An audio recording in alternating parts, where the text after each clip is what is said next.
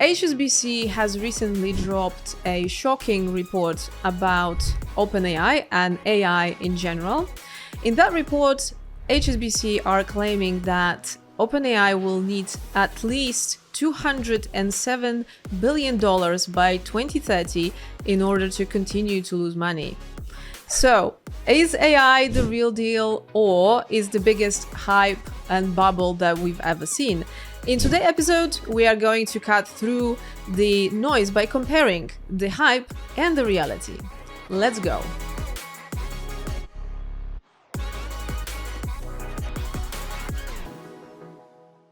So, Simon, recently we had a chance to have a look at this report by HSBC. It's a 33-page long report saying essentially that OpenAI needs to raise around 270 billion funding by 2030 in order to continue actually functioning. But not just functioning, they still will be losing money every day, right? But they will be able to continue to exist if they raise so much money. Yeah. Absolutely crazy figures. I think it's crazy. And I'm happy that somebody finally has said what I think everyone is thinking, right? Because we all knew that all of those big AI companies, they're not actually making money. But I don't think anyone has done like a proper reporting. And HSBC really said that this is the situation. I mean, this is like, if everything else goes well, that means that they will have by 2030, 3 billion users. They will have 10% conversion to pay plans. They will have massive enterprise adoption because all of those AI companies, they really want big businesses to use that AI. They will have AI ads. They will have AI agents. They will have Johnny Ive on the moonshot. The moonshot, exactly. Yeah. They will have. There's a lot of kind of promises. No, but this is like saying like they're saying that if all this happens, they will have zero competitive erosion and they will have 2% of the global ad market. Even then, the OpenAI will need to raise 207 billion, and that's not even adding that 10 billion safety buffer, right? So let's look at the other stuff, because like for a very long time everybody's saying like AI is so amazing and it's gonna completely change the world. But let's have a look at other sort of hyped things that people saying around AI. Okay. Let's start with, when does AGI is going to happen? Is basically no. Can I just say that? When is AGI coming? Yeah, that's the question, right? Yeah, exactly. Everyone's saying it's coming, and it's going to like blitz the humanity and take over humans, become the next thing, and destroy us all. Yes, is that happening? When's it going to happen? Well, it's interesting because I think the conversation, we listened to a lot of Harry Stubbings podcast, and he's got amazing guests. One of the guests said that, which was really interesting. He said, I don't remember which one it was. I think it was Andrew NG, who is he's an AI fund. He's a GP in AI fund. Yeah.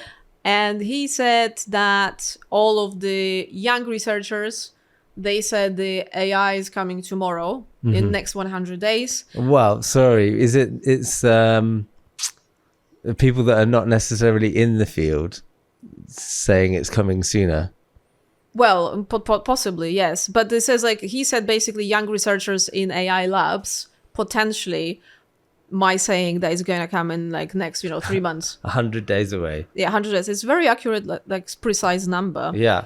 And then you have the CEOs raising money. So because everybody's like expecting it to come tomorrow. But what actually is the reality? What people are actually saying? Yeah, well, the people in the field are like a little bit more reserved around what they're actually saying about when things are actually coming.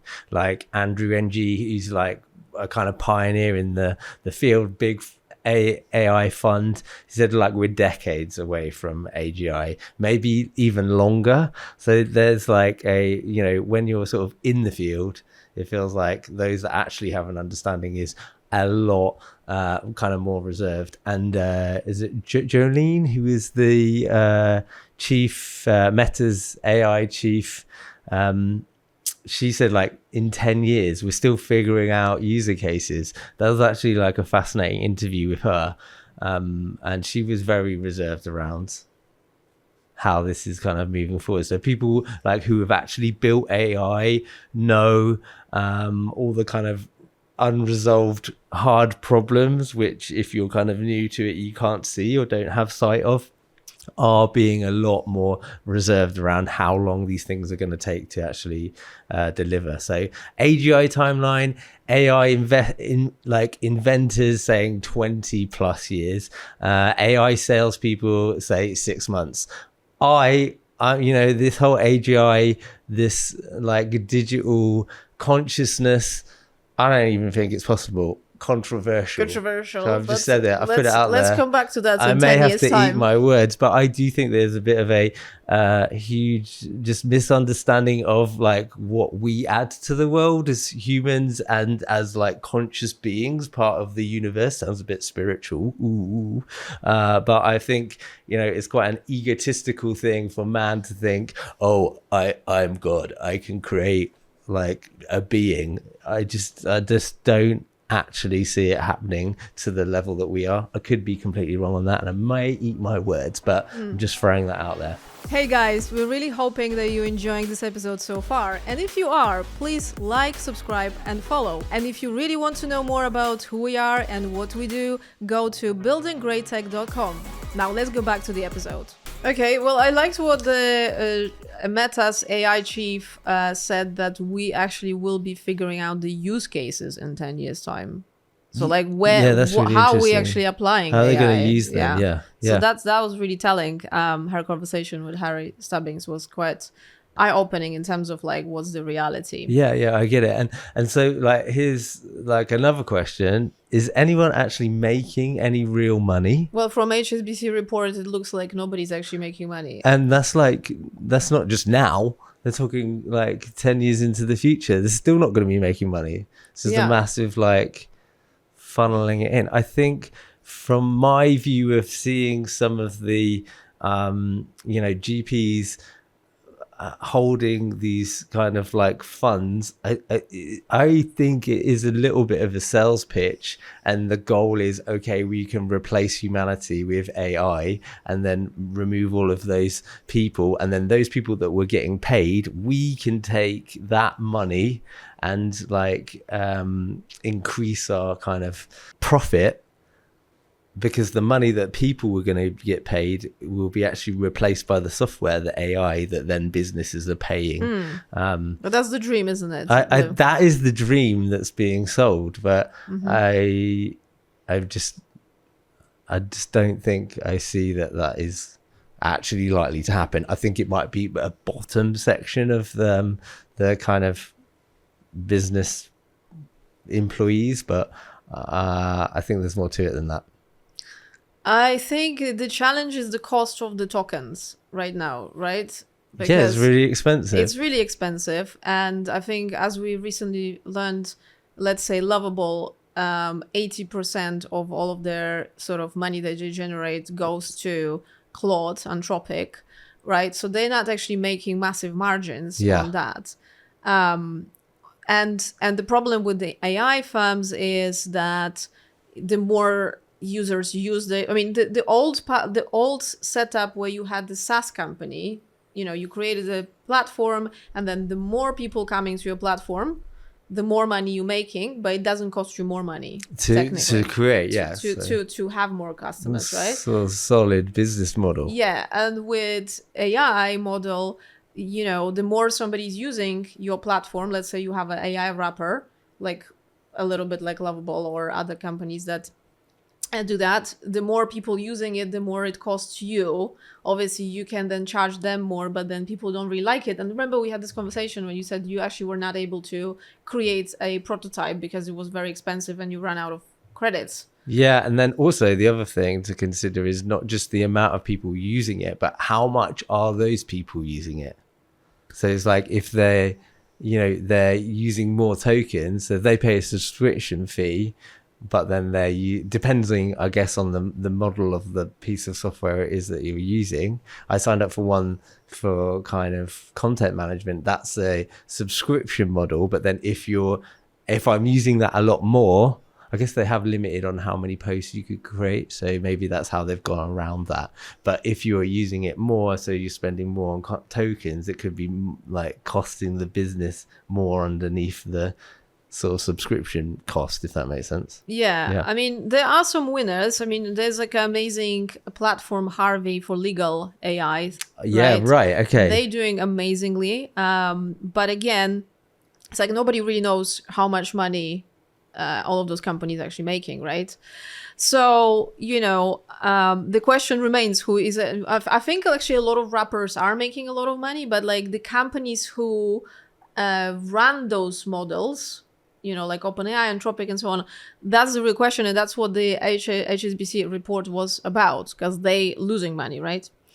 So, and then because you touched a little bit on that, and the replacement of the workers. Yeah. You said that the kind of the dream is for the enterprise size companies to replace completely majority of the workforce with AI. Yeah, well, that's my kind of understanding from listening to some of the conversations with general partners in some of these kind of VC firms, is like changing like that TAM metric, right? Where it's the cost of, instead of just hiring for the licensing of the software, they actually are then able to take some of the money the businesses would have paid for actually employing people and bring that into what they're getting out of the business. Yeah, so instead of hiring a person for $200,000, these companies, the AI companies, are hoping to take that money. Yeah, because because they're saying the AI is going to be able to do exactly the same job. Exactly the same as that person, without any kind of human interaction, and therefore the business that did hire that person is going to move the money from paying that individual to paying the company, because now the AI piece of software is actually doing that. It's interesting, yeah. And then they said the companies might be able to fire 50% of workforce, and companies will run with 90% fewer people. That creates a lot of questions, obviously existential questions, like who's going to be buying the goods that the company produces, because everybody will be homeless and jobless. Yeah. But also from the conversations we recently were also listening to that Meta AI chief. Chief chef. She might be a chef like at the weekend. Yeah. Jolene. Jolene. Yeah, she was amazing. I actually really loved that interview. And what was different about her is because she's sort of in the field. So she's, but she's now chief officer at in a different company. Not in Meta anymore. Was it Cohere? Let me have a check. It is Coherus. Yeah. Yeah, which they're offering AI enterprise level. Yeah.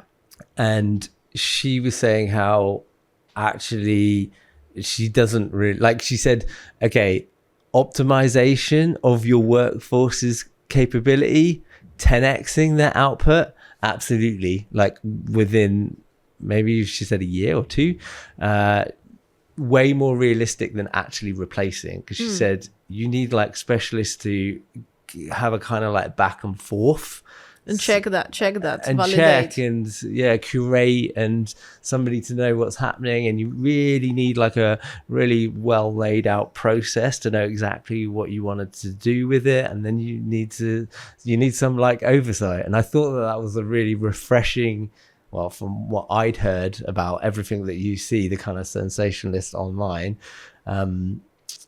take on like how this might go. And that also is kind of reflective of my own experience of using the tool. Like, if you hear what you're hearing online, it's like, oh yeah, it's amazing, it's going to change the world, blah, blah, blah. And then I'm using it and I'm like, okay, I've done this, I'm really lazy. I'm like, okay, it's not outputted what I wanted. So now I have to go back and forth and, improve my prompting and learn about this. And I'm just thinking, oh my God, like I could just improve my copywriting and then maybe I wouldn't need to bother with this back and forth. Yeah, that's not true.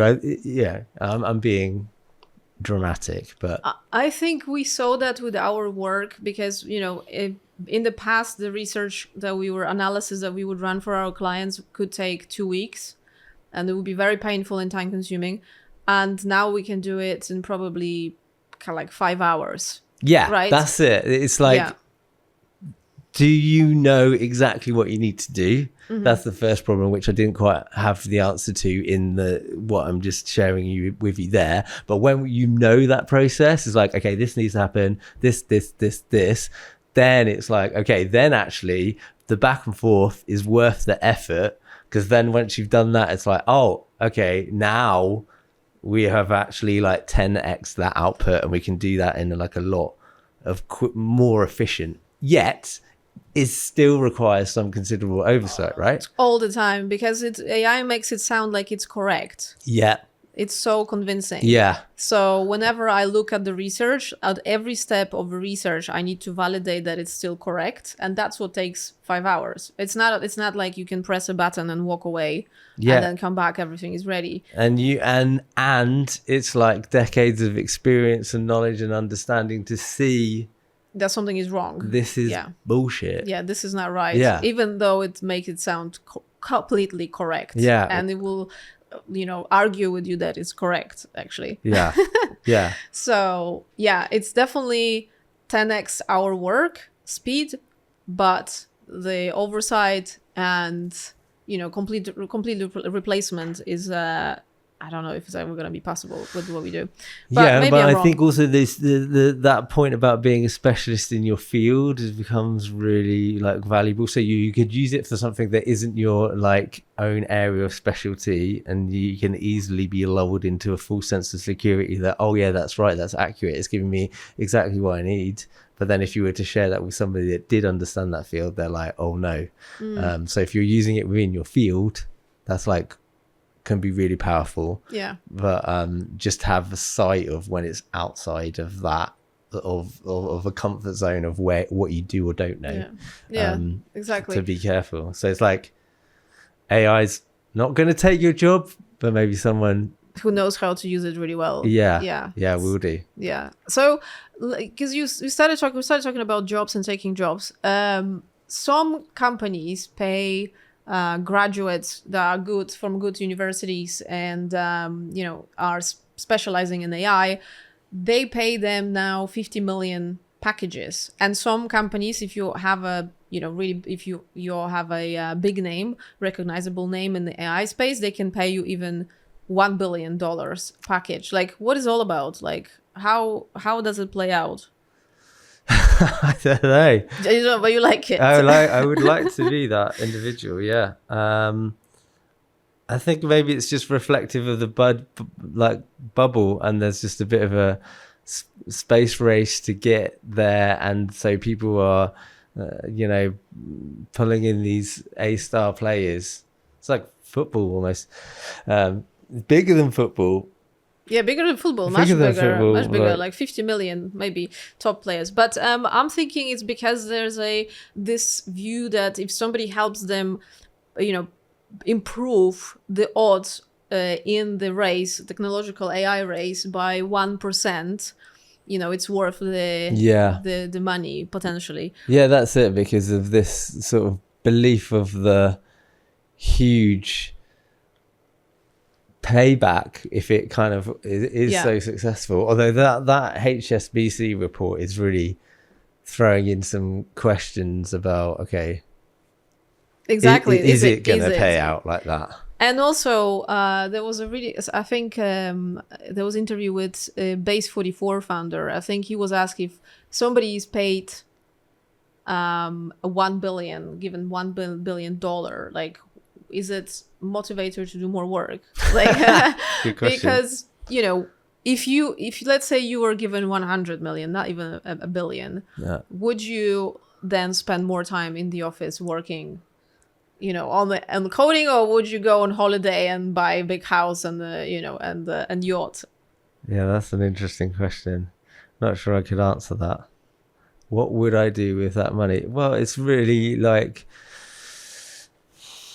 pondering question of like what are those important things in life. And also, do you want to attract people that are motivated only by money? Yeah, and actually another really important point on that, Joelle Pineau, her name, the AI chief officer, she said that actually, like, other than just kind of hiring A-star players, these like billion-dollar engineers, she's like more interested in the team as a whole and constructing the team and thinking, how do these people play together? So if you're going to hire a billion-dollar engineer and that's like one person has that package, Oh yeah, how do other how people does that feel? play out in the team that should be collaborating together, right? Because it's not one individual that's going to make these major changes. It's going to be a team of people, and they all they need to work together properly, like a team, and work with their strengths. So if one person's got an insane package, not that everyone would know, but well, I mean, some But of the also, press, like, if you have even 3 people who are like top players, who's gonna be leading? yeah. So Yeah. like they're probably gonna just end up arguing. Do you think there might be some egos in that situation? That's right. Yeah. Well, the biggest, I think, challenge is going to be around the markets, right? At the moment, 40% of S&P is invested in AI companies and AI hype. So when it bursts, is going to have a huge, probably bigger impact than any previous bubbles. The .NET bubble, the 2008 properties bubble. Nobody actually knows how massive it could be. Yeah, potentially. Yeah, there's quite a risk on that. But yeah. Well, I mean, now that we have also report from HSBC saying that it is a bubble, and even the biggest, like, what does it say about the whole market? Even if the biggest company, OpenAI, cannot sustain itself, even if all of the markets are, everything is working out great for them. And also it's kind of like, it seems like it's not really a software revolution as much. Yeah, It's that was more of interesting point. what HSBC said, it's more of a industrial. So it's not the talent, it's not the models, it's not the data. It's energy and efficiency. That's what it's really, the race is about, right? Yeah. Not the actual models and who writes better stuff. So today, Sam Altman, Jeff Bezos, top VZs are all saying it's a bubble. Apparently so, yes. Yeah. Wow. So And Microsoft and Amazon like stepping back from absorbing that risk. Yeah, they don't want to like build more sort of infrastructure. Okay. That is very expensive, right? So that's actually a very good indicator that is that could be a huge bubble. Yeah, and that HSBC report is kind of it's like there isn't a kind of end point where it's going to be enough infrastructure. Even with all that investment, they're still going to need more investment. So, yeah. I think I was reading recently about the reason for this all energy consumption is because the AI at the moment, how the chips work and so on, they are not efficient as human brain is. Yeah. Right. So the human brain consumes way less energy in order to do more processing than the current computers do. Yeah, that's kind of magical. But what I've heard is like there is a study now done on using actual brain cells instead of the chips. So that could be a next step. And actually, really, the breakthrough around AI really is not going to be about the better models. It's going to be about cheaper models. Okay. Interesting. Bottom line from our conversation, I would say the AI hype cycle is definitely real, and it's kind of more and more people are not afraid to say so. Timelines are pretty much fantasy for AGI, I would say, because it seems like it's nowhere near us coming as soon as we expected. And then it seems like billions still are going to be lost. We don't even know, like HSBC saying that maybe OpenAI even will walk away from the whole thing. And technology definitely is revolutionary. Oh yeah. That nobody like can contradict that. But long-term impact is going to be probably massive, whilst short-term impact not so much. And so real companies with real product market fit will win as usual, no matter whether they using AI or not using AI. Yeah, but I think if there's two, like if you got two doing the same, if one are adopting and one isn't, the one adopting is gonna You mean adopting for AI? adopting AI. Yeah, They're just gonna smash. 10x it. Yeah. But Smash still, through. we'll have to have a good product market fit. That's not gonna resolve that. Yeah. And so in 50 years time, AI will be everywhere, like internet today, obviously. And between now and then, we're probably gonna have a messy and confusing and chaotic space until we arrive to something more kind of that works together. Yeah, that's really sure. Really reassuring. It's a beautiful closing note for the show. Thanks for tuning in to Building Great Tech. If you enjoyed the episode, subscribe, connect with us on LinkedIn and other socials. We're happy to connect and chat. And finally, if you'd like to know more, please visit our website, buildinggreattech.com, for more guides and tips, resources on how to make your tech business more profitable and user focused.